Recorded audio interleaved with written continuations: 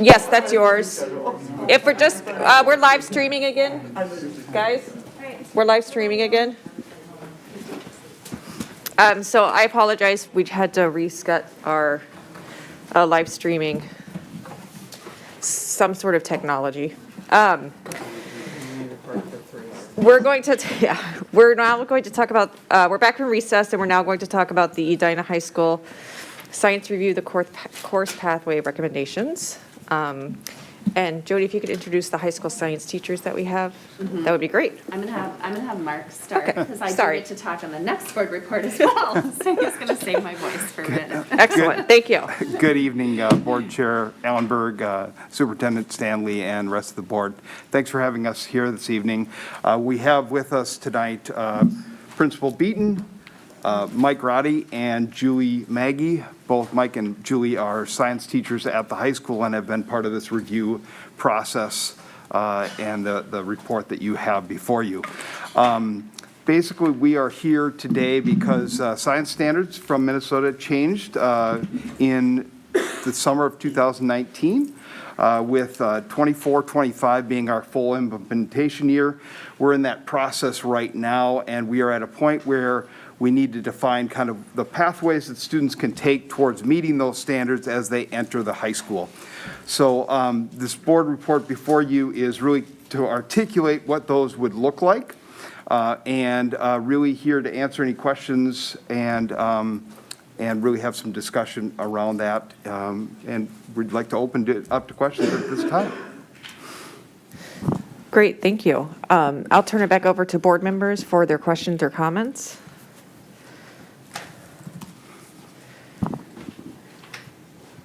Go ahead, Julie. Sure, I'll go. I first wanted to just comment on a couple things. Thank the middle school and the high school teachers that have put a ton of work into this whole work, because I know it is has been a ton over the last couple of years and making it really smart. My big takeaway from the way that the science pathways are set up is that there I see more rigor, more opportunities for all the kids. I see that everywhere with enriched, with honors, which I know is part of it, and the compact science that we're going to start seeing those kids in the middle school now hitting the high school. One of mine actually is doing the compact, so I was trying to explain to her. She had no idea what I was talking about, but she knows that it means something cool. But it really, you can really see that. So I really appreciate all the intentionality in this and how you guys have listened to feedback from not only the board, but from one another and students and what you've seen. So wanted to say that. Really the other thing I loved is that the timeline for this will be ahead of the MCAs. I think that's really fantastic and a huge achievement. The only question I really have is, do you have enough support to implement it? And is there anything else that you would need as a district, resources, anything to help? Not that I can deliver it on my own, but I want to ask the question because it's anyway, I thought I would ask the question. I'd like the teachers to answer that one. Yeah. Since you're implementing the newest course first, what's your thinking on that? Well, my head spins to think about it, so I don't know, because it's not in front of me just yet, and we're sort of still building the plane while it's in the air, so to speak. The 8th grade compacted teachers are teaching the course. We're still writing the curriculum for second semester for the physical earth science course. And so, yeah, we're still looking at quantifying all of the equipment that we're going to need. Changing, from 9th grade being the course, or physics being in the 9th grade course, to moving that to being an entirely new course, completely new course. It's a lot to quantify in terms of what are the things we're going to need in terms of equipment, in terms of PD, in terms of all of that. I think we're making great progress. We have a really, really strong team with the 8th grade teachers who are currently teaching the compacted course, working side by side with us to build it and to, I think our communication is very strong. I guess the short answer to your question is I feel like we're on a good path. I'm confident that that'll be a great course. I mean, I'm really excited about the course. I think it's a fantastic course. And I think that will be fine. Okay. But, you know. No, that's, I mean, that's a very honest answer. Right. I just wanted to pose it because it is aggressive, I right? feel like we've been supported, so at Okay, this, to great. this point. So I feel like, I think, given the support that we've received so far, I'm confident that we'll be able to move forward and be in a good position a year from now, 2 years from now, 3 years from now. Excellent. That's great. Thank you. Yes. That's it. Great work. Matt? I thought you pressed your phone button. I apologize. Janie? Yeah, thank you guys for all the work on this. I had a chance to have some questions answered in teaching and learning. So really what I wanted to do was just reiterate my thought that we have these pathways, right? Like we have these options, I should say, for students who have specific interests about how they can kind of maneuver through the science courses. And I just want to reiterate that I think it would be great to have those mapped out for students and even things we could share with our middle school students so that they can actually understand the decisions that they make and what that allows them to do in high school. So we have in our course catalog, great information, but I feel like when we open up possibilities by moving things around like this, we do ourselves a disservice by not really sharing that with students as much as we possibly can to say, hey, you might have this spark that relates to medicine. Here's what your pathway could look like. Here's what the way you could look at doing your courses. Because sometimes kids in 8th grade are really like deers in headlights. They don't quite understand. But if we can show them that we have all of this intentionality around especially math and science and different options, I feel like that would benefit more students so they don't get caught going into junior year thinking, oh, if I would have done this, or if I would have done this differently, or if I would have taken this science before, I could have had an AP. Just kind of spelling it out for them, giving them some playbooks at an earlier age, because we really do have, like I said, options that they may not know about. So, and I appreciate all the work in making that happen. So, thank you. Lenny or Ellen or Owen? Oh, Ellen? Sure. So thanks for all your work. I am excited about some changes, and I do have a couple questions, though. One, right now, currently, all students that are in 9th grade take physics. And with this new schedule, I want to ask, how will those students bound for AP Physics be able to take regular physics as a preparation for AP Physics? Will the district guarantee that those students who plan to take AP Physics be able to schedule into regular physics when they request it? I think I understand your question. So really, as we think about the way that the course is laid out, it's about meeting those top demands. So if a student decides that they do not want to follow the teacher-recommended pathways, they can certainly do it in a different order. The one thing I would say, though, about physics, I mean, that's going to be a course, all of our 9th graders this year took physics, so we wouldn't really have a demand for physics next year. So that's a course that will be kind of in a renewal as we make it, as we change it from a 9th grade course to a senior course. So if a student said, hey, I don't want to take chemistry, I want to take physics and AP Physics, they certainly would be able to do that, but like next year they would probably get their biology requirement taken care of and then take the physics kind of on the back end of their high school career to do that. But yes, a student would definitely be able to get AP Physics through this process. So, and the real question is, as this plays out, so maybe this year and next year we're in a transitional period, but as this plays out, for those juniors that are planning on taking physics junior year, which is out of the typical sequencer and the pathway 2, I just am asking whether or not the school is prepared to say, yes, this is your pathway. We understand you need to take this class your junior year in order to take AP Physics your senior year. So I'm just wondering about whether the district will guarantee those students a place junior year in a physics class. Go Want ahead. to talk about prereqs Yeah. a little Yeah. bit? I think the prereqs First of all, are I you teach think, AP I Physics. think we can make sure that that's happening, but it's also going to be made, physics is a very complicated AP animal. There's actually 4 different AP Physics tests. And that's not true in biochem or environmental science.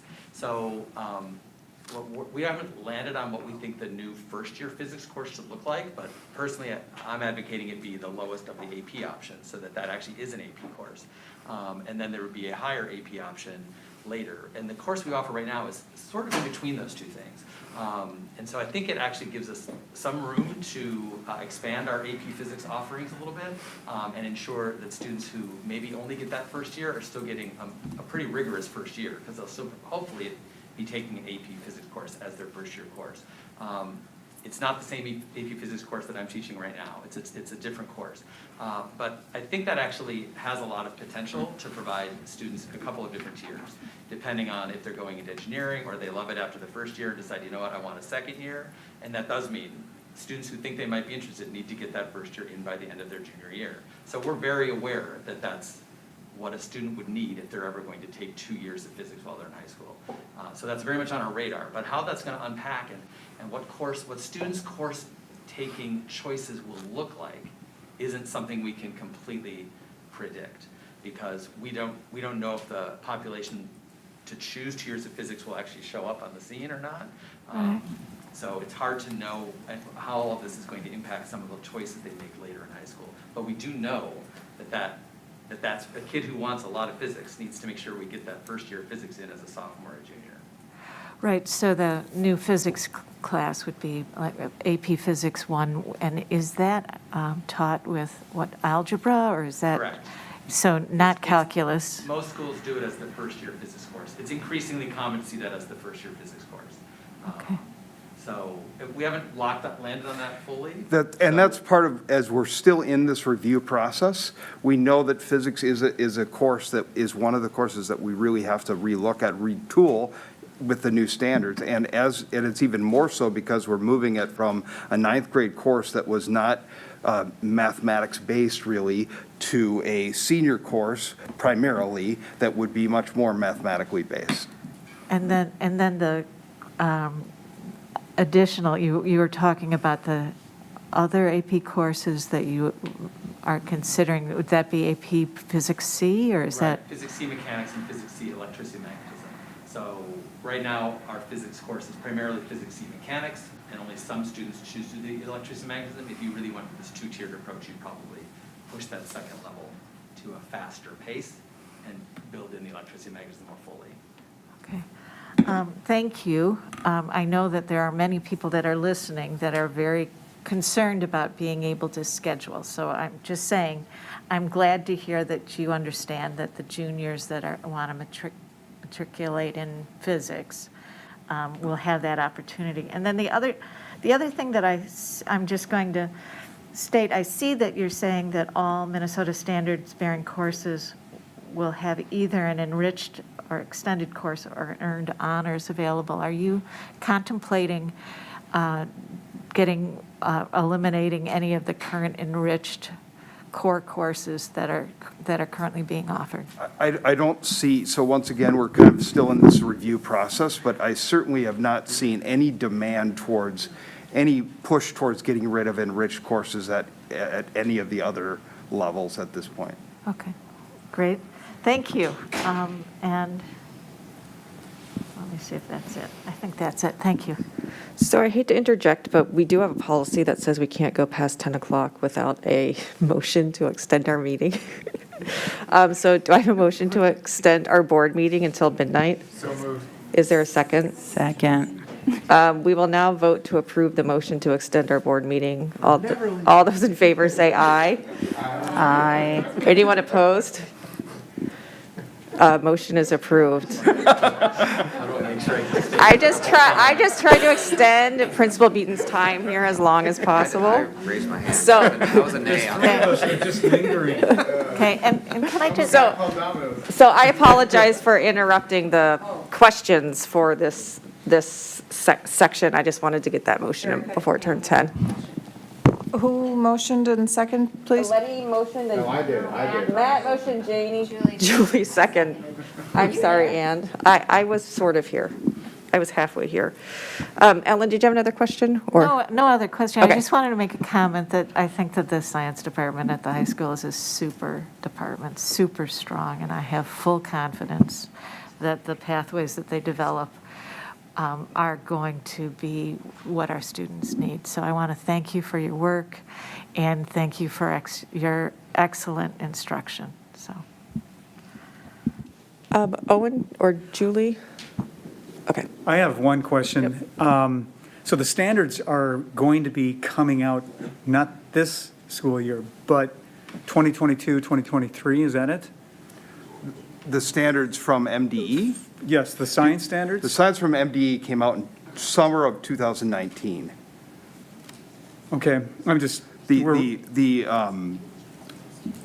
what I'm reading here is we're currently on track to have all standards implemented 1 year ahead of the full implementation year set forth by MDE. Yeah, so that's when they need to be implemented by, but the standards are out. They've Oh, because- published them. So, and how soon after they come out do we have to abide by them? There's a By little 2024, 2025. That's the year that we have to be fully implemented. Okay, so we have a little, so that's the nature of my question. So we're getting ahead of when we have to get it done. That sounds really good on many levels. I'm also wondering if that's going to put us into the guinea pig situation where we're going to be making the mistakes that other schools will learn from. Is there a drawback here? Did we weigh that in the balance? Are the textbooks, have they been published? I mean, could you address the timing, Yeah, why we're doing I it? would say that, I was at a meeting about a week ago with other districts, and I would say that most districts are in a very similar place to where we are in this whole process. Looking to get our science in next year is kind of just very similar to what we're doing here. I would not say that we're rushing. I do think that it's important that we give ourselves a little bit of a cushion, because if we need that extra year, we've now planned for that being a possibility to push things out, especially if it's in a particular course or maybe multiple courses. But I think if we plan for 1 year ahead, I feel like we have a pretty good opportunity to make sure that we can do that, and if not, we can make that next year work. Okay, thank you. Lenny? So I just want to follow up on Ellen's question. So for next year, we anticipate, or our plan is to offer the same enriched science classes that we offer this year. That is correct. Okay, and then AP Physics obviously is not the only AP course we offer. So I would just request that we be clear with students who are interested that there are multiple pathways that they can follow outside of this particular pathway. So for example, if you wanted to take AP Chem, you could, as a student, kind of read some Chem over the summer and just simply take AP Chem and not take basic Chem first. So these are kind of things that students have. I know we have students that jump right into AP Chem and don't take the underlying. I just want us to have a mechanism to make students aware that there are options that if they want to self-accelerate, that they can. And having said that, I also want to, I don't want it like published as a map, because I don't want to put pressure on kids to think that that's what they need to do. So you have to draw that balance between making sure that people understand what the opportunities are without imposing it as some sort of, like it's the Edina pressure. That's all. Well, and I'm going to respond that actually making it even harder is that does exist in all three of our core AP areas. And Right. It's different in each of the three because they're not equally easy to do. And so that makes it even more complex. Like, it's a little bit easier to go into AP Biology as a first-year course than it is to go into AP Chemistry as a first-year course. And then how AP Physics shapes out also will be interesting to see. But that makes it even more difficult to find that balance of how do you articulate this and also communicate what are you signing up for when Right. you try to make those kinds of judgments? Which kind of goes to my point of sometimes there's this feeling that there's like a secret way to get it, right? So some people in Edina know you can take a course through Northern Star, or you can do something like that. And the more we spell that out for students, the clearer we make it, But the not more a map. options. Right? But not a map. Right? Right, not a map, Libby said, we don't want a map with it. right. Well, but I think that's a tall order, and I think that we need to articulate what is recommended by the teachers for a pathway. And then if there is like a secret pathway caveat, I think it needs to be clearly spelled that this is not necessarily recommended, but sort of the pros and cons. well, they all Because I have to think- be I think- advisor approved anyway. I so. think we're putting them in a difficult spot to put all these caveats, but we don't really want them to, but, so. I think it is important to remember that most of our students at Edina High School will take 4 years of science, which is a year above what the state requirement is. So this pathway, whatever that is, whatever sequence, and whether they're accelerated a year. So we have many of our students that are taking, whether that's the AP level or taking elective science in their senior year, and that's ultimately what we'd like to have happen, is we have students that take 4 years of math, we have students that take 4 years of science, which we think is good for them in post-secondary.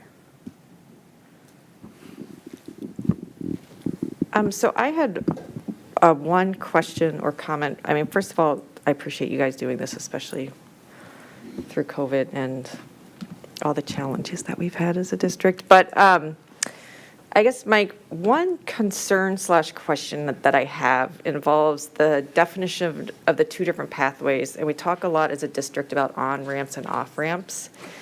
And pathway 2, which is the accelerated pathway, really essentially starts in 7th grade. And the decision a family makes in 7th grade to compact 7th and 8th grade science.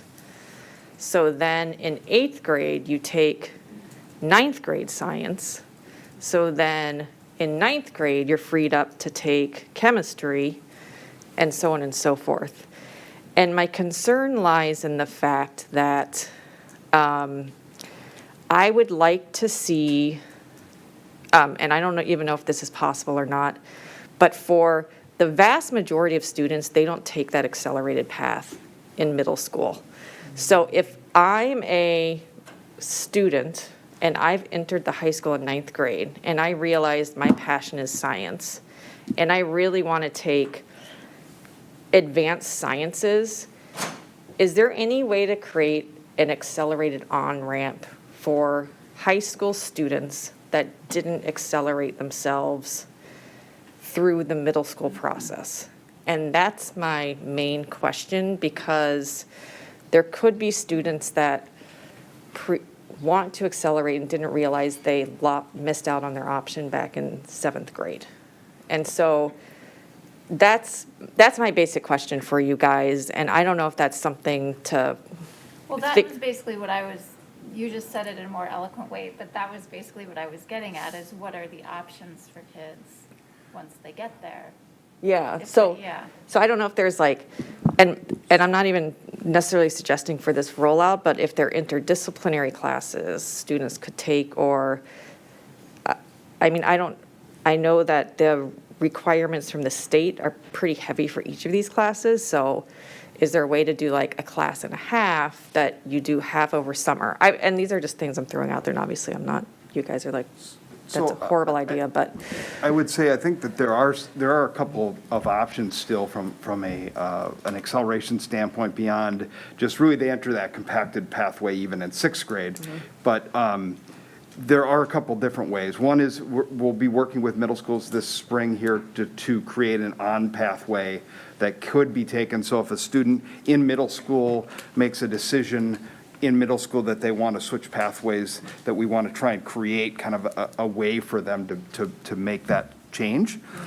So that would be from a middle school standpoint. But from a high school standpoint, you know, we've tried to articulate that there are different ways that a student can go right from, instead of taking a biology, do some summer work and go into an AP biology, which would really be an acceleration along the way. And then we also have that 7th period where a student could double up on sciences in a year to accelerate in that way as well. So there are some other pathways for acceleration along the way, and I don't know if we haven't really explored the idea of a 1.5-year course or had those discussions. I think that would be, just on the surface, seems like it would be a fairly difficult proposition. But those are some things that I was thinking of in terms of acceleration that they could do from along the way, both in middle and in high school. So it might be nice to, well, now I'm going to renege on what I said earlier, to more clearly define acceleration through the high school specifically. Because it doesn't look like there's many options other than taking the traditional route. And I think you've described some great options. I just wouldn't necessarily know that as a student unless I have older siblings or things like that. So I just think we also have to use caution about sort of the FOMO piece that can happen too. If a student takes 4 years of science and they come in physical earth in 9th grade, they are taking advanced level science in their senior year. And if they take elective science on top of that, when they have room in their schedule, they're taking additional.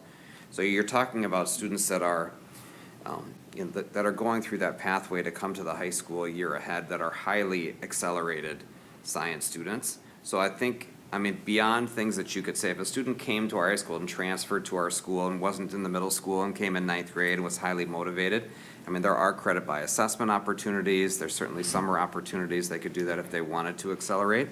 And certainly, I think teachers are always talking to kids about opportunities when they're highly motivated students. And we say, hey, I think you should maybe make the jump to maybe take AP Biology when you're a junior instead of taking the standard course because you're a very strong science student. So those conversations happen.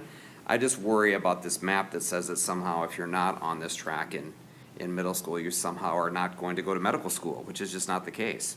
So I think that's just, I want to use caution about what we recommend for that and saying you're not a college-bound strong scientist if you are coming into 9th grade without the accelerated path. and I'm not saying that by any means. I'm just saying, that's my concern, Yeah. that sometimes can happen around students and families and so on around that. Yeah, all I'm saying is how can we illustrate the maximum flexibility for students and even have off-ramps so that's all. Anything else from, no? Thank you. I think, Jody, you're still. Thank you. Still up here. I am, but we're getting close to the end, everyone. Thank you very much. You might hit every Thank single you, chair. everyone. Thank you, Julie. Yes, you too. 2021, 2022 secondary new course and course change proposals, just document and description. Yes, so. Can we just see if Yes, people come on have, up, please. can we just see if people have questions about these? They are somewhat self-explanatory. Yes, we don't have any information to add to the report. Deb is here because Deb has been leading the arts review, and so I do want to welcome her and thank her for being Yes, here at thank this you. late hour with Thank you, us. So Deb. thank you, Deb Richards. If there are questions, she's here to help with those specific to the arts review. We can answer any questions. Well, we can try to answer any questions you have. Do board members have questions or comments? Yeah, I just have one comment, and we talked a little bit about this at Teaching and Learning, so this isn't a surprise, but the concern that I have with respect to the coding course is that students who are involved in orchestra or band, I want to make sure, and this would be the only way that I would approve this course, would be that they are able to take that course as well as orchestra or band. Yes, so Ellen, I have worked with Tammy Jo and Eric Lowe to dig into that a little bit. So I had a deeper understanding of the middle school schedule in order to address that concern. So seeing the coding in what Ellen's referring to is the coding in the 6th grade class, and that if that coding is in there as one of our art standards, then our students who choose music going to miss out on that coding opportunity. They actually, music happens at a different block in the day, then that choice of the coding or arts. So there's absolutely every opportunity to be able to do both. And the other thing that was really important to Tammy, Joe, and Eric that I mentioned is that there are other engineering coding classes that are offered besides that arts coding class. So there, for example, I think at 6th grade has a robotics offering that all students take. And we're excited to dig into the depth of all of the offerings with coding and STEAM when we go into our STEAM review. But I did affirm with Tammy, Joe, and Eric that is their opposite. So a music person can take that arts class, and there are additional opportunities as well. Okay, and you said 6th grade, but there's the coding. Yeah, I was going to say, Ellen, 7th yeah, and the 8th grade. 7th grade is the one that they can't do both. Yeah, so maybe just for clarification, so really all we're doing right now is we're changing the title of the courses. And the reason we're changing the title of the courses is to embed the new media arts standards. But nothing is changing. There isn't any opportunity that's being taken away. So in 6th grade, we have kids can choose to take art and words. That's just being replaced with Media Arts 6. So it's just a name change, and they're going to change the course. But I don't think you can take art and words and band or orchestra. I'm going to pull up the schedule, Okay. just to clarify. So- that. Yeah, And I I've think got- we I've got can. everybody Able to but evaluate. sixth But if grade that's up. true, that that same thing exists today that will next year. But, and I don't think coding is involved in art and words.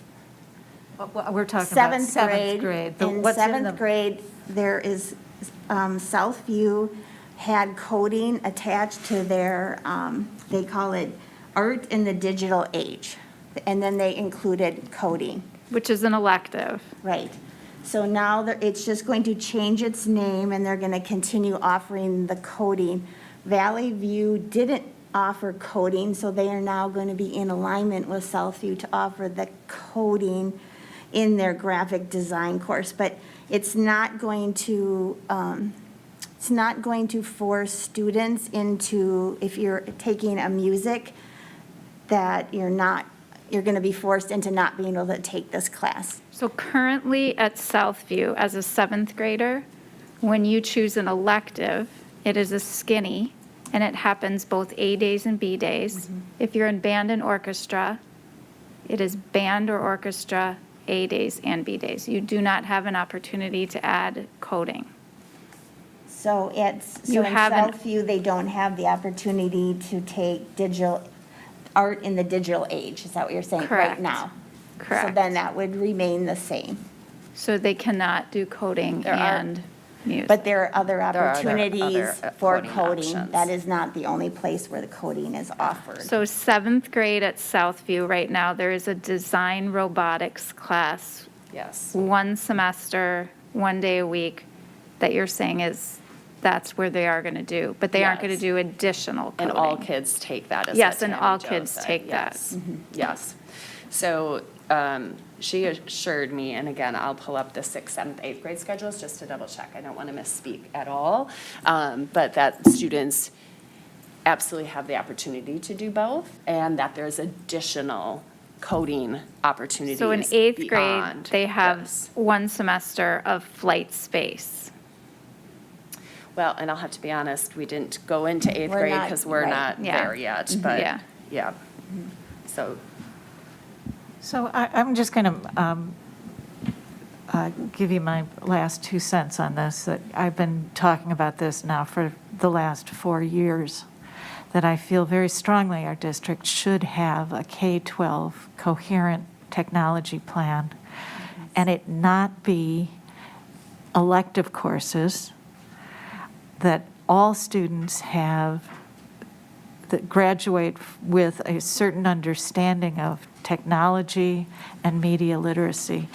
And I am reluctant to even the discussion right here about whether or not the students can get a little bit of coding in 6th grade and maybe a little bit more in 7th grade. that discussion doesn't make me feel comfortable as a board member, because I feel that we should do better. That unfortunately, there are a number of students who don't look at that elective and say, oh, I should take that. And they don't realize that that is the future world for them. So I mean, and we can talk about diversity and equity and inclusion and gender issues with respect to this. They all apply. So I'm actually, I know you're just changing the name. I know from what you're telling me, it's no different than before, but when you change the name and the name has coding in it, and students who know they want to get coding, they're going to want to sign up for that. And there is a huge number of musicians. I don't feel that you should have to give up your passion in order to take a coding course. So Ellen, I really appreciate what you're saying. Thank you. I feel like that is critical, and it's the work that we have ahead of us with our STEAM work. And right now, not that we can't ignore what you're sharing as we have our arts requirements that are the standards from the state, that's what's part of this proposal. So as we look at the schedules, it's important that we keep our options open for kids, and the cohesive plan that you're describing is absolutely a component of what we're moving forward with our STEAM work. And will take us time to do the audit. It'll take us time to get that in place. right, I am a little concerned when I look at the amount of time given to the new art standards for students who are more academically inclined. I think I would like it if the district had some ways of accelerating art so that you do not have to take a full block plus a skinny in 7th grade in order to meet your art standards. And I'm looking at that thinking, you know, we're not even giving kids that much math in 7th grade. So, I mean, I'm just saying, I think that, and for the students that are taking music or instrumental music, that's even on top of that. It doesn't make sense to me. So I'm going to just suggest, I know you're working around art standards, but I think that state standards, so I know you've got it on your plate to try to figure this out. But as I look at the balance of instructional time, I'm concerned about how much time is being taken away from those other core subjects that the kids are really going to need. I do know that last year when we told you these were to be implemented last year, and Deb did an excellent job of reaching out to the state and explaining that we have a really rich music program, we have high rigor of classes and options, and so we want to be very intentional in not limiting those options and the work that we already have in front of us for students. And so, in talking to the state, that they gave us this more time, and that's why we really looked at the minimal amount of change that can occur with these proposals for 6th and 7th grade, so that we are being cognizant of that, Ellen. And so the requirement being that we have to offer 3, and students have to choose 2, that's the requirement that we're working with, and trying to do that in a way that doesn't disrupt the schedule and disrupt the options that we have currently for kids. So just for clarification, the Median Arts Coding 7 course, is that the quote-unquote art class for 7th grade with a name change, or is that an elective? It would replace digital age, art in the digital age. Which is an elective. So could a 7th grader, in my mind, I'm thinking we have options, right? Could a 7th grader take this instead of quote-unquote art? Visual art. Right, the seventh grade art. Yeah, they choose two of the three offerings that we provide. Actually, So right could now, that- it's, you have to take the visual art, it's a requirement. Mm-hmm. And then you choose between these two. And The other two options. And this really was. Thank you. This work was really done by the principals and the assistant principals and all of the arts teachers. That includes our music teachers. And they really, we spent a lot of time just trying to figure out a way that we could try to offer as many arts programs. And sometimes it's easy for departments to want to compete against each other. And I just have to say, they really all came together and agreed that, given the requirements from MDE, that this was the option that was the least disruptive, and that this would be something that we should suggest to the board. I think Edina requires more than the state does. So I mean, at some point in time, we might want to relook at the middle school experience and what we're offering. For example, world language is not an MDE requirement. It's something that we feel is important. So like there's so many different And I was layers to this. actually going to say, and I know Randy's heard me say this a million times, coding is a language.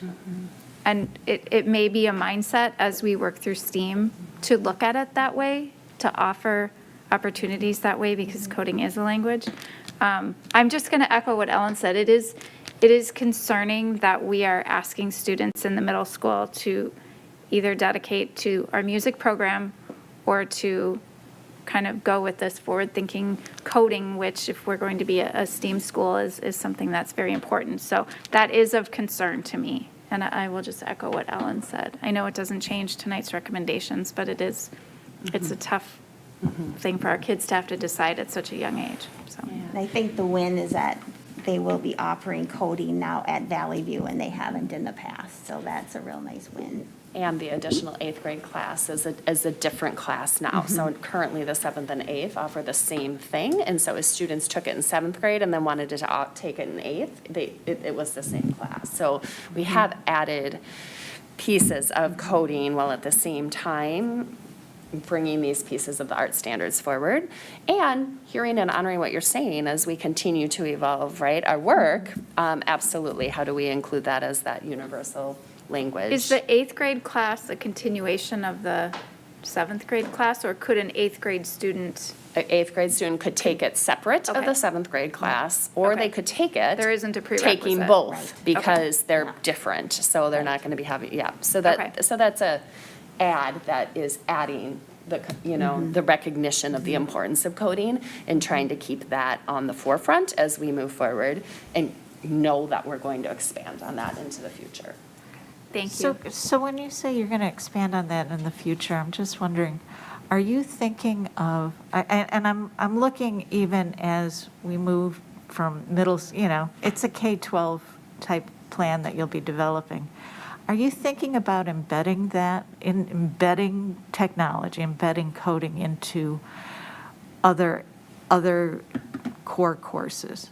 It's definitely a possibility, Ellen. We really haven't engaged in those conversations with teachers yet or other staff. We haven't expanded that conversation as we're, I think Randy and I have a meeting coming up really soon with that first core team meeting of STEAM, and are expanding, bringing teachers into that in January. So we absolutely should consider that and have those discussions. So that would be my recommendation, that especially, you can put it into many different areas, but especially in science, it makes Absolutely. sense. And we're developing we're in the midst of, I just heard our teacher Yes. saying, they're developing these new classes. Yes. And especially the earth science class, for you to develop a technology element to that class so that all ninth graders, when they come into our high school, will also have that along with the earth science. Absolutely. Absolutely. That's a great recommendation. In fact, Mark and I talked about that, how within the science standards, they're starred when they're the computer engineering and computer science components of the standards. And so we will be supporting that science team of making sure we're really intentional on where those science standards are starred and Does integrating. does anyone have any specific feedback about these recommendations? No. Okay, I think we need to move on to our next discussion. My only feedback, you alluded to that, Deb, is I really think we need to look at the entire middle school experience, because I think we've added stuff over time. But I think we need to look holistically, and I would love to see more consistency between the two schools. So, thank you. Agreed. Yes, yes. Thank you. Thank you. Thank you, Deb. Joe, did you get to leave the table? I do, but I think I have stuff everywhere. Do I have a motion to approve the health and safety resolution? So moved. Is there a second? Second. Dr. Stanley?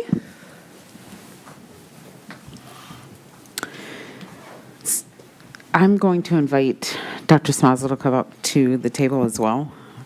He can stretch his legs a little bit. He's been sitting there for a while. To come up and talk about the reason why the recommendation is there for moving to strongly recommended masking in non-EPS facilities.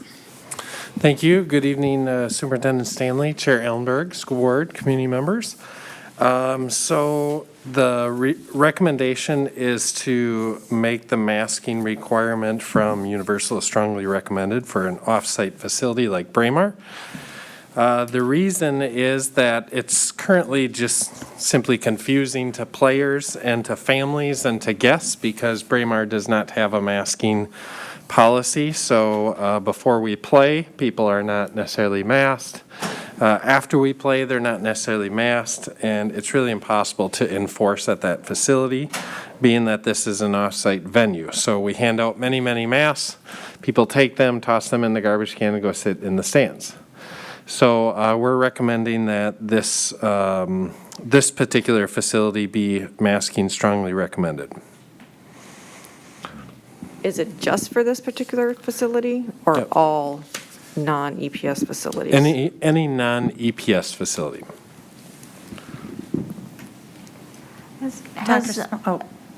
sorry, go ahead. No, I was just going to say, can you, when you say non-EPS facilities, that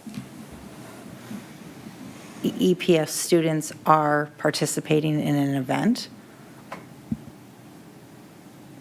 Is there a resolution, I guess, is what you're asking? Is there a written thing for? Yeah, there is a written Yeah, resolution. it's in the It's in the board book. board packet. My question, I asked that question because, so for example, the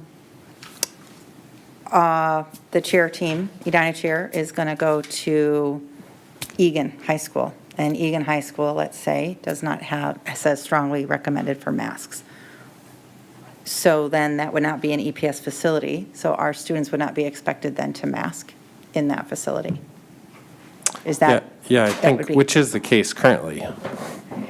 Correct, because Yeah. if there's if they don't recommend that. I thought currently, if you're an Edina student doing an Edina sport, our expectation was that you would be masked. No, we just recently. Oh, that's right. We just recently We changed updated it that, to honor whatever the facility is that we're at. Right. But if it's an Edina-sponsored activity, Edina, I'm thinking hockey, right? I'm trying to think of what our other facilities might be. Could it be Braemar Golf Dome? Could it be, where else are our students going to participate if the debate team goes to City Hall, or, I don't know. I mean, it could be the Could be Excel any of those. Center, Anything, yeah. you know, Could be anywhere. Yeah, anywhere that we don't control the masking practices, basically before, after our event, it's very, very hard to enforce it when we don't have control over that. Like US Bank Stadium had a optional Right, mask right. for the soccer tournament. So, Yeah, and we will still strongly encourage that masking to occur, but it's really not enforceable. Well, It's our yeah, challenge. yeah. And then it becomes confusing to players and to families and to guests and. Yeah, the only comment I want to make is that I think that we have talked about this before is making sure that we have the guardrails up where we need the guardrails. And I worry that if we have a policy that is impossible to enforce in a facility like that, where there's conflicting information and there's conflicting policies, really, then that makes it harder for us to enforce what we need to do in our buildings here. Right. So It actually gets more clear for us as a system. I agree with that. Okay. Have we talked to Braemar about changing their policy? I mean, there's no different data that we're seeing in terms of, there's no CDC recommendation or MDH guideline that says that we should make this change. The data says that we're having a higher positivity rate than we've had in quite a while. So I understand that Braemar creates problems, and so why aren't we instead pushing Braemar to have a more rational policy? I mean, at this point, I've asked Dr. Smazel to focus on what we have control over. And Braemar, I mean, the city, you know, you go to the city hall right now, it's not mandated, right? It's strongly recommended. It's just aligning it, the city is aligning itself with CDC recommendations. Really, truly, the CDC recommendations are not universal masking. They are strongly recommended for masking. And we are in the hockey season already. We've had a few games. We understand the conflict that this creates with our staff who are there, who are supervising. Again, they're handing out 200 masks an evening. The kids are not putting them on. To go to students and try to reinforce that, it creates a lot of conflict with relationships, and it's just not effective.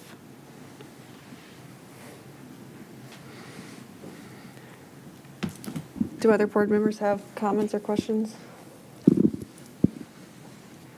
Ellen? I totally agree with Lenny's perspective. I think that if the district, we do have a liaison between the city hall. I think that perhaps it would be good if we pursued that as a way. What we're trying to do is stop community spread. So I don't see why we wouldn't really pursue another angle and see if they wouldn't mind changing their policy. I just wanted to make I hear what both Lenny and you, Ellen, are saying, but I think that we have to control what we can control. And our job as our board is to make sure our facilities that we have control over, and we don't have any conflicting policy, we're not spreading COVID. So we're keeping our students in school in person. And this would mean that if a student contracts COVID at a non-EPS facility, that's an out-of-school transmission. And I think that it's important that I would love to see the city have had a mandated mask in Edina, but that hasn't happened. I've asked it many times, not as a community member. Are you guys gonna do this? Is this going to happen? And that's not been the case. It's not been the case in the state of Minnesota either. And we've been at the highest of COVID transmission in the country, and that didn't happen. So for our EPS facilities, I think that we have to make sure that we are able to enforce when our students are in our facilities. And I think it does. I do think it makes it more clear. I think it sends if a kid goes into anywhere right now that's not ours, they have a choice if they want to wear a mask or not. It's true for lifetime, it's true for anything. So they have to make that decision, but in our facilities, that's the piece that we can control. And I unfortunately, it is the only thing that we are able to control. So I just wanted to give that perspective because it is frustrating that we just don't have a mask mandate across our whole state right now to stop spread so that we can then get the masks off because we're controlling the spread. So. Well, it's late, and I won't talk too long, but I am the only person on the board who has a little bit of a different take on this, that I would rather we just loosen up the masks entirely. We have a high vax rate. Our kids are not profoundly vulnerable. It's not been terribly severe with them, and masks have questionable effectiveness. So I think this counsels for mutual forbearance with all of us. And to put this all in perspective, I'm 10 times more concerned with face-to-face learning, and we've got that going. So I'm just very happy that that's what our reality is. So that's it. Okay, we will now vote to approve the health and safety resolution update. All those in favor say aye. Aye. Anyone opposed? Nay. Hey. So both Wallen, Friedman, and Michelson were nays. You were a nail? You were nailed? You voted wrong. You want masks? You want masks? No, I don't. Did you want to change your vote to a, sorry. Sorry, thank you. I'm sorry. So, Ann, everyone voted aye except for Wallen, Friedman. That was a nay. Thank you.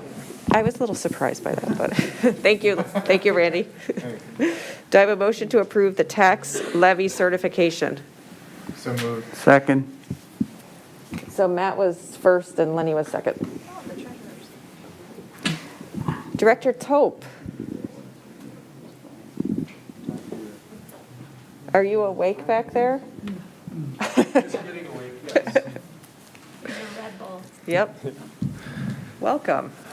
Thank you. Chair Ellenberg and Superintendent Stanley, members of the board, tonight we had our public hearing for our truth in taxation.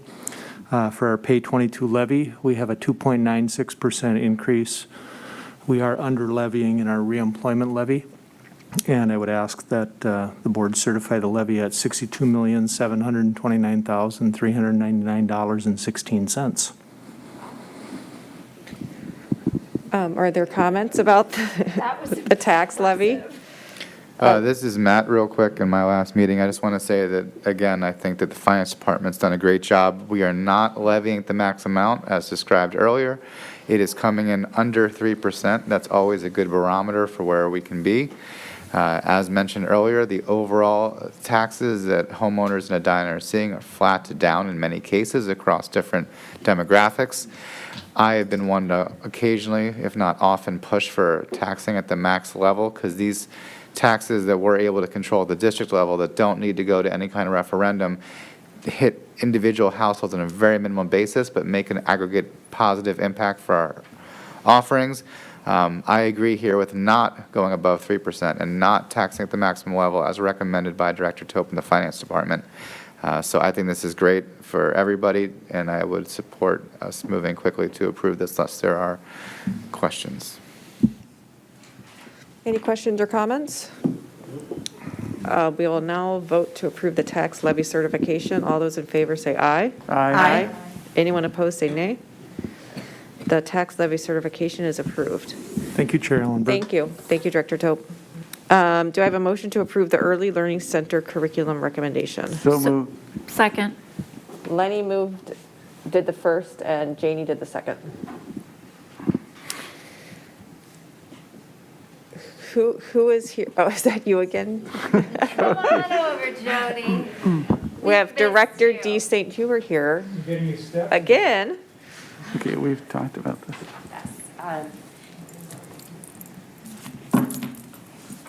So as we shared at a past board meeting. We are recommending curriculum for our Early Learning Center to focus on some literacy work.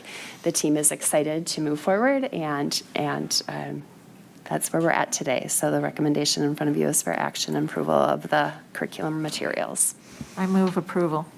It's already been moved. Let's vote. All those in favor? Just real quick again, I just want to make sure that was quick, that she mentioned that we discussed this thoroughly at a previous meeting, so. Actually, twice. But go ahead. Okay, Yep. thank you for And everyone teaching and learning, talking about yep. how much we've talked about it. All those in favor say aye. Aye. Anyone opposed? The curriculum is approved. Thank you. Thank you. Thank you. Do I have a motion to approve the magnet programming? So, Is- second. It was moved by Ellen and seconded by Lenny. We have Assistant Superintendent Smalzel back again.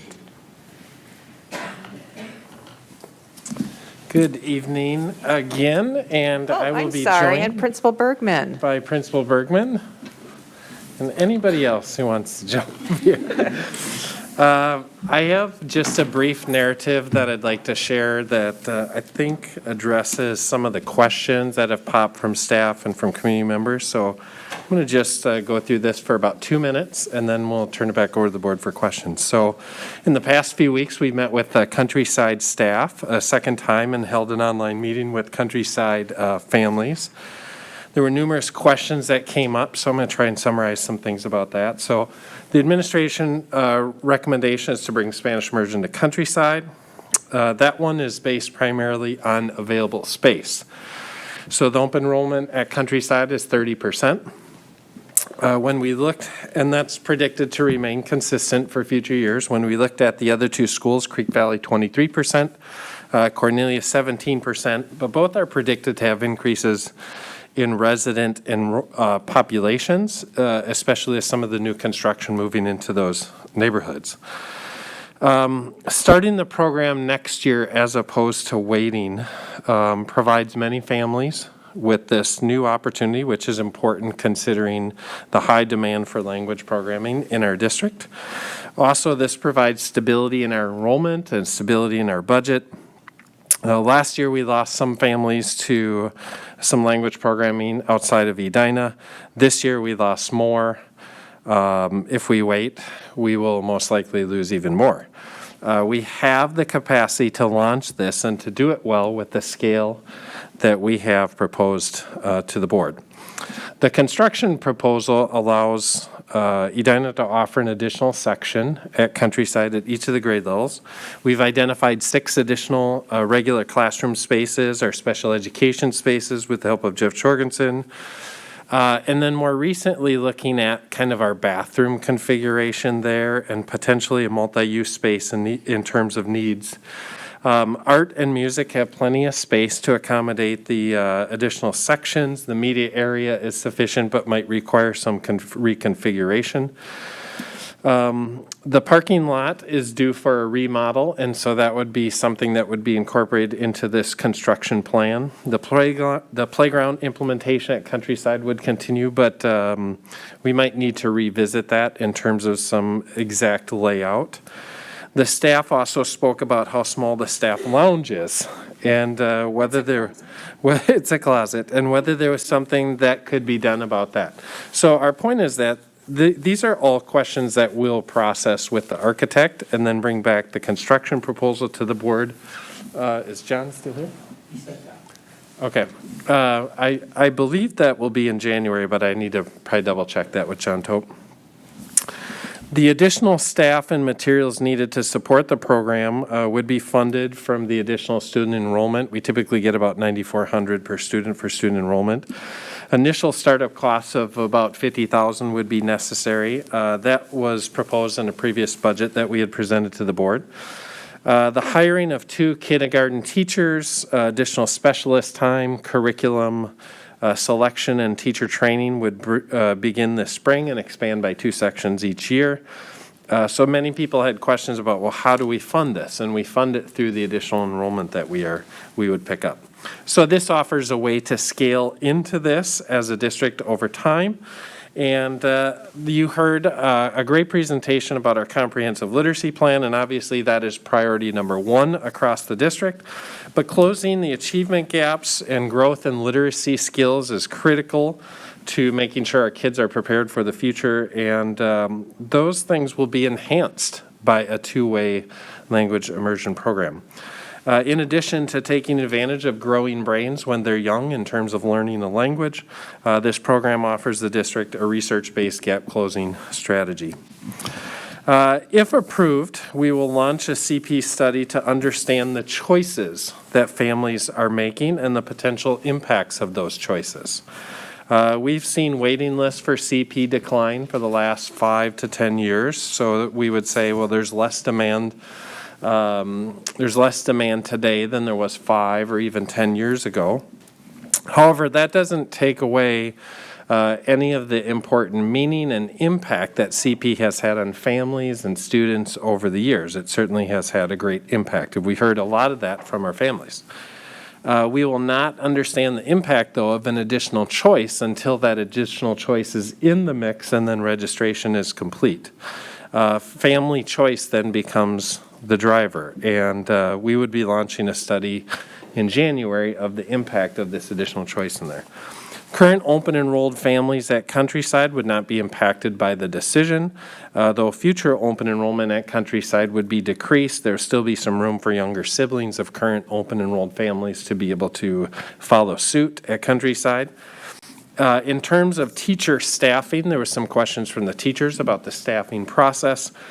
Pending board decision, we have a meeting set up with Karen and myself and HR and Jason to start talking about what that process would look like and how we'd navigate that in a way that is fair and reasonable to our teachers. Every year we have about 10 to 15 elementary teachers that leave the district retiring or simply moving out of state, probably somewhere a little warmer. And that more than gives us plenty of opportunity for those teachers that might be impacted by this program coming in to have a job here still in Edina for us to be able to retain them. In addition, we will be identifying some Spanish-speaking staff, including heritage speakers, to join the Spanish immersion program. Stacy and I have discussed a couple of different administrative support models, and although we will have to continue to do some work on what a long-term support model would look like, while at the ECC, students would be under the Karen Bergman principal umbrella, but additional administrative support would be provided by the administrator from the ELC. In terms of after school care, about 37% of our students participate in Kids Club. That does leave great capacity at Countryside, so we don't see an issue with our capacity around Kids Club. We would just have to do some additional hiring. We've received numerous calls in the enrollment center about the Spanish program, and I asked our staff, well, what are they calling about? And their response was they want to know when they could sign up. So there is great interest that is growing in this opportunity. A board approval would launch a district email, a postcard, and a website update tomorrow. Families could immediately enter into the lottery or wait until after a Spanish information night next Monday night at Countryside Elementary at 5:30, also offered with an online link. And lastly, there are always contingencies for things, and we've thought about a contingency if the construction timeline is not what we hope, and something happens or something gets delayed and we go further into the fall and some things aren't ready. Then if that would happen, we would ask that we just continue to use the 2 classrooms here at the ECC with the Spanish immersion first graders then starting over at Countryside in year 2. And then once that construction is complete, we would use a natural break to move the kindergarten students over to the school. And again, that contingency would work within our existing spaces and within this existing budget and proposal. But we want to make sure that we have thought through as many of those different things that can happen in this process as possible. And until we have the exact construction plans and the timeline, and then that work is underway with the weather and everything else, we just want to make sure that we've thought about some certain contingencies. So with that, we'll turn it back to the board for any final questions that you have. Stacy, did you have any comments before? No. Great. Great. First, I just wanted to thank both you, Assistant Superintendent Smazel and Principal Bergman, especially the work you've done in the recent weeks, reaching out to community members and teachers. I know it's been a lot of work, but also the whole team that's worked on developing this program. They've done a great job, and I really appreciate it. I personally am very excited for this program. I think I articulated in the last work session. To me, it delivers on multiple strategies within our strategic plan, not only our quest for educational excellence, rigor, critical thinking, and student engagement, but our goals around equity and trying to eliminate barriers to success for students, and also the long-term health of our district from an enrollment perspective. And I think anytime you can find a program that can deliver on academic success and academic excellence and also equity, I think it's a win-win, and I'm super excited about that. I want to take a moment to acknowledge the parents, teachers, and families of the Countryside community that are feeling this decision was made too quickly or is being made too quickly, and they didn't get enough warning. I know change can be hard. I know changes in the school district amongst COVID and everything that is going on now can be even harder. I want to acknowledge that we probably could have done a better job deciding on a location earlier and giving parents and teachers time to process this. That being said, I still think this is the best decision for both our students and the district, and do not think waiting a year would change our recommendation for the location, nor how the board votes. So I am in favor of moving forward with this recommendation and approving the dual immersion program at Countryside.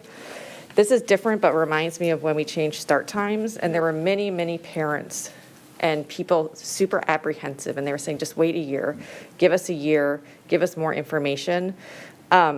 But that wouldn't have changed anything. And the reality is, like Randy's talking about the building and talking about busing, until we have tangible numbers, school systems are hard that way. Because until we have tangible numbers, the number of students that are enrolling, what streets they're coming from, some of it's hard to plan. And so it's tough to have change tied with risk, tied with an element of not knowing.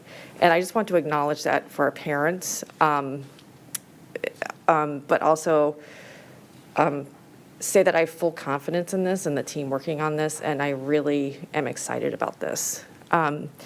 That being said, I know I have 6 other board members that have opinions and comments on this, so I will turn it over to other board members. Yeah, go ahead, Janie. I have had all my questions answered. I have been spending quite a bit of time with Karen and Randy as the Countryside rep. I got to witness them in action, and I just wanted to take a moment to recognize Karen. I have been pretty amazed by the honest, thoughtful, and as thorough as possible answers that you have given to your staff who have had questions and family members. And I think we all recognize that change can be scary, and sometimes it can bring on a need for increased communication, and you have stepped up in ways that have just amazed me. You are a true leader in our district, and you have taken this on with grace and honesty with your staff, and I just wanted to take a moment to say that I see it and I appreciate it, and I think our whole board does too. Thank you very much. I have tons of confidence after spending all this time with you that you got this. I can go that way? Sure, go ahead, Matt. Yep, I'll be quick too. Everything Janie just said. So I know how hard change is, like she said, and we haven't made a big comprehensive change in a while, and there's clear demand for a second language, and it makes the most sense to start in your ecosystem, and I'm really appreciative for the work you're taking to steward that. It's hard to try something new, and it's hard to try something new when everyone's really tired. So thank you guys. Thank you, Karen. Go ahead, Lenny. I'm going to be really brief. I do support this. I think it's a great idea. I'm a huge proponent of language in the elementary schools, and this is a great way to expand what we offer. Owen or Alan? Go ahead. First, I want to thank you. I'm really excited about a dual language program. I think that the district has landed on a great idea. I think that people are going to be wild about it. I mean, honestly, I think that that's not going to be our issue. And So I'm excited that we are being willing to look into this and do it. So I am very excited about that. I'm also excited to hear the it wasn't in our packet, but you just told me another thing that I wanted to make sure the district was going to do, which was the periodic updating of programming is necessary in order to meet the needs of learners in the Edina community is what is on our board packet for our magnet programming, and you're saying that you're going to be looking into the CP program at Countryside and I assume at Highlands as well. I want to just mention how strong that program is and how many loyal followers there are. I mean, one of my kids went through Highlands. I know we've gotten letters from people. I am very concerned about the board or the district putting too much into enrollment at the Highlands program over the last couple years. We no longer offer the program that we originally offered. We've eliminated some classes, and the program never started in kindergarten, so it's really a hard decision. It's a hard program to look at when it's not run like other magnet programs, starting in kindergarten and going through. And now that we've kind of cut the legs off of it to make it look different than what is offered throughout the district, I'm concerned that we're going to lose a really vital program that we offer, unlike any other community. And the reason that I say that is because one of the things that we keep reading in our research on education is that relationships are so important. And it is in the CP program where many just so strong relationships are developed between teachers and the students. The other thing that we are saying as a district is we want to pursue thematic teaching. That's what they have been doing for years, and they do it really well. So I'm a little concerned by not reviewing the benefits and how this might all play, because people are getting nervous about how the district is handling CP, and I'm just going to say that it's a real treasure, and I'd like it not to get lost in the shuffle. And I know that if I sent out an email now, you would get a boatload of letters from Highlands CP community. As well as the Countryside. As you're shaking your head. I know that that's because they have these relationships, which is what we say we want. So I don't want to lose track. So I've written something else though. So yes for the dual language immersion, but I want to say I do have some concerns about the way in which the program is structured. And I want to share those concerns and see if there's a way to move forward that adequately addresses these concerns. First, I'm concerned that our staff, both teaching and administrative, may be overburdened with all the stresses of teaching through the pandemic, and we may be asking them to stretch too far as we embark on such an ambitious program. But my greatest concern is that the program is structured in a way that would require an addition to Countryside School. I'm opposed to committing to a program that requires new construction for many reasons. I'm going to list them. With the current trend in resident enrollment and the projection for Countryside neighborhood enrollment to be flat, and with only 70% of the school with a resident enrollment, I can't understand this recommendation that adds more classrooms. The district has overall classroom capacity in its existing facilities to serve the resident population if the program is structured to utilize that capacity. We just went to voters for an approval of a levy, and to ask for another levy for construction at this time seems inappropriate. If the proposed addition to Countryside is built, the school would have a capacity for about 800 students, twice the size of the average elementary school in Minnesota. The Countryside families, community staff, and neighbors should have direct input into such an expansion, especially considering the impacts on facilities and traffic, not to mention the feel of a bigger school, before the board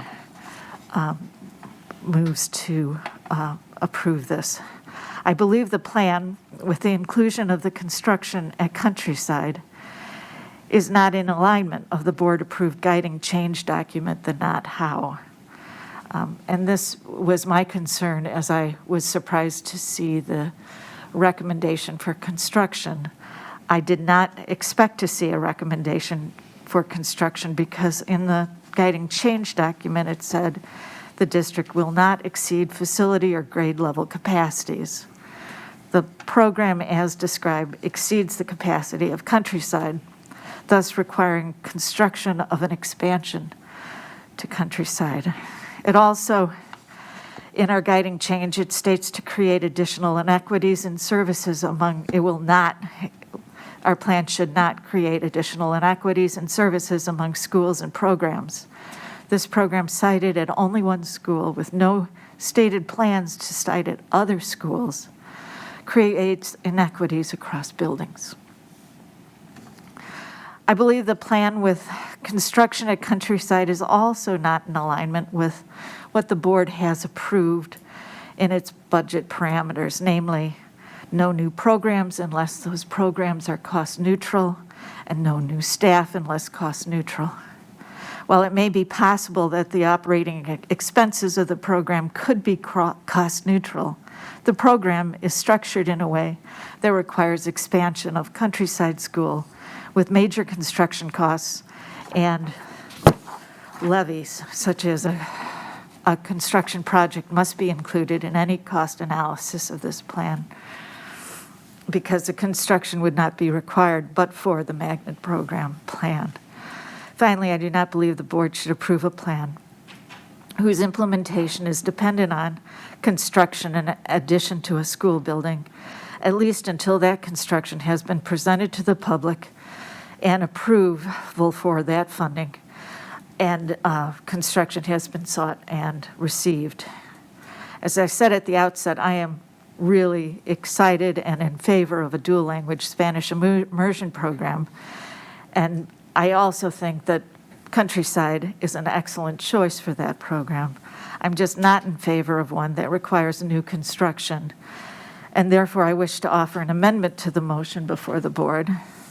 That amendment would be to approve the program structured in a way that does not require new classroom construction. And that's what I have to say.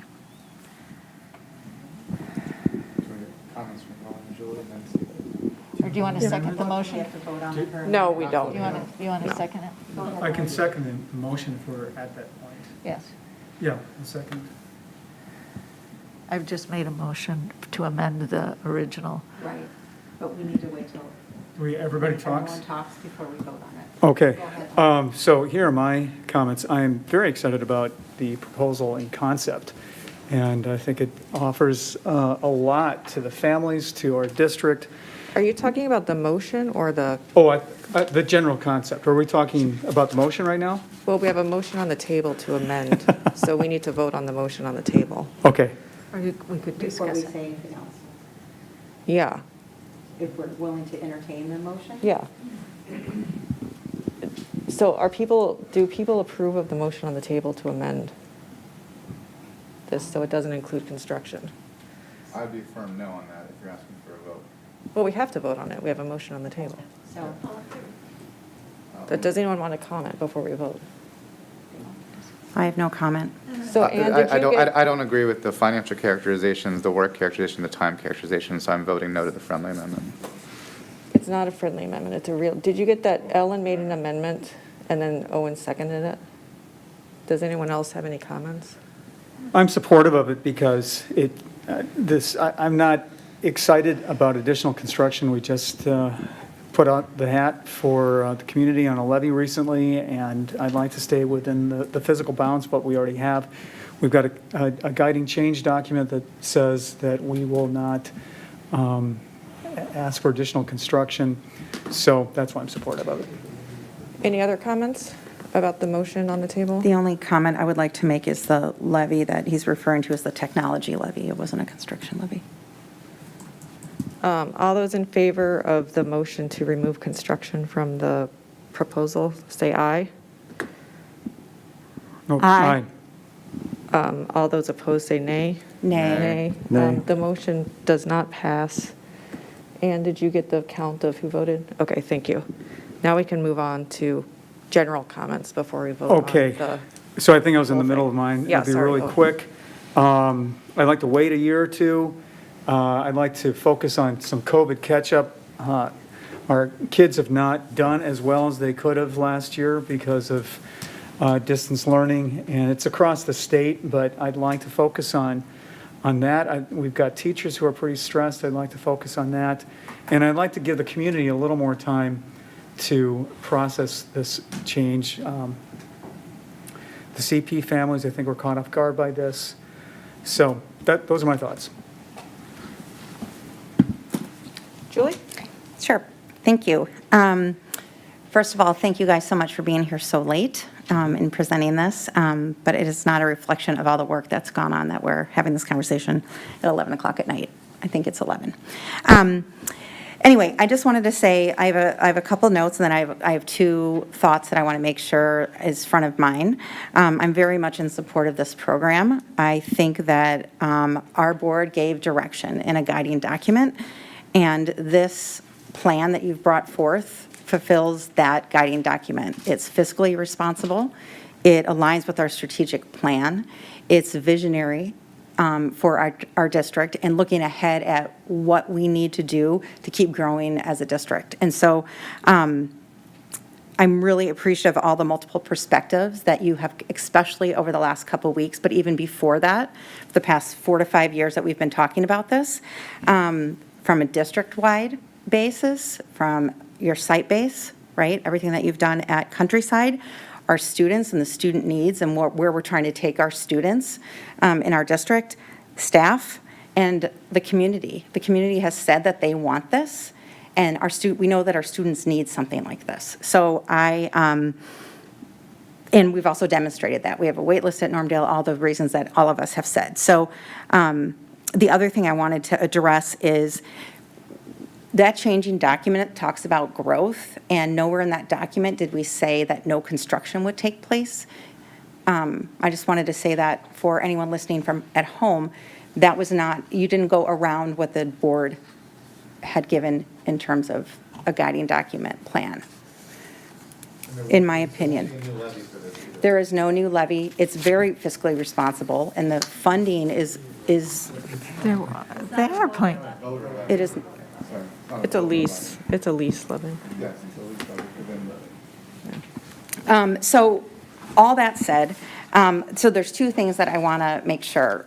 The feedback that we've gotten from the Countryside community is making sure that as we're bringing in a third now type of program into the school, to make sure that we're doing everything we can intentionally to create one Countryside. I think the Countryside community is an amazing group of families, students, staff, and I know under your leadership, Principal Bergman, that has been, you've guided that. So I would challenge you and to see what can we do to make sure that we are creating the most inclusive environment so that it does feel like one, and we're learning from each other about the different pathways that different students are choosing. I know this has been an issue at other schools where we've had programming where it's been split. So what can we do, and what learnings can we take from Highlands and wherever else to create that? So that's one thing. The second thing is when in this incubator period, I'm a little concerned. It sounds like we're pulling staff from the Early Learning Center to manage administratively here, those 2 classrooms. I'm concerned about what we would then lose at the Early Learning Center because that's pulling from there. So I don't know if you can address that, but Yeah, Val and I have had some dialogue about how we could leverage some administrative support and then backfill some of that, some of those roles from that administrative support in the ELC. So we won't lose any service on it, but it would be part of the cost of providing oversight here at the ELC. So we need an administrator that's nearby. right. And so it's very convenient for a year. The administrator that we'd be looking at would be Leah Bird. Leah has been a kindergarten teacher for 17 years. She has her principal license. She speaks Spanish. So it's a great fit in terms of that opportunity. And then we would backfill some of those roles that she wouldn't be able to do with some other staff in the ELC. Per week? Can you talk about the number of hours? Yeah, 10 hours per week is what we're assuming we'll need for administrative oversight from Leah.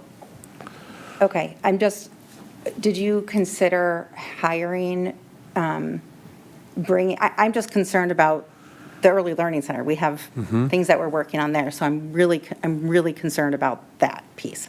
Because, and I know this, I mean, it wouldn't preclude my vote to support this, but I just wonder if we have built in, if we need to hire somebody so that we're not losing and pulling from somewhere else. Because even if we have other staff, she leads the Early Learning Center, and that expertise is needed. So I want to make sure we're not pulling from services so. So can I make a comment related to that?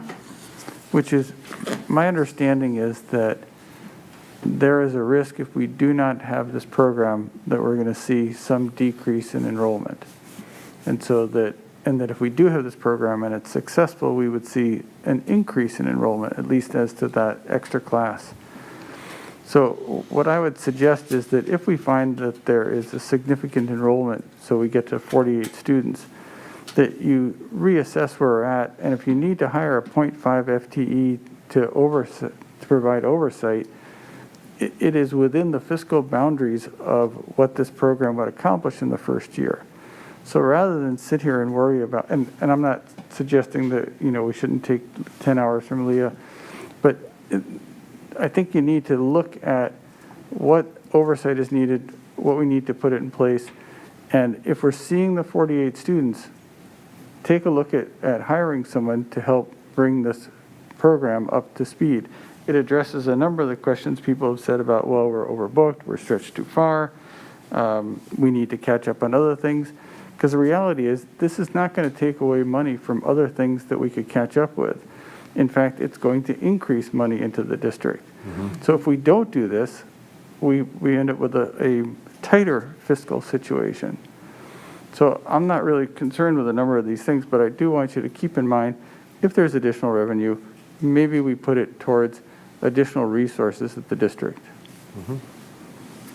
Yeah, we can certainly revisit that.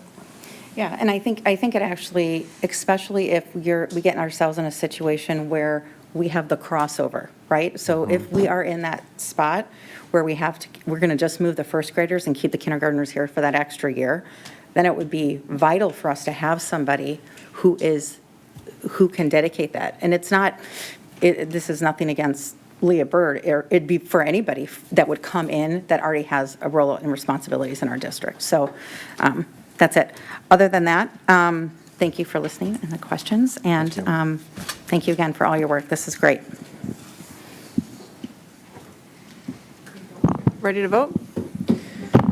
We will now vote to approve magnet programming. All those in favor say aye. Aye.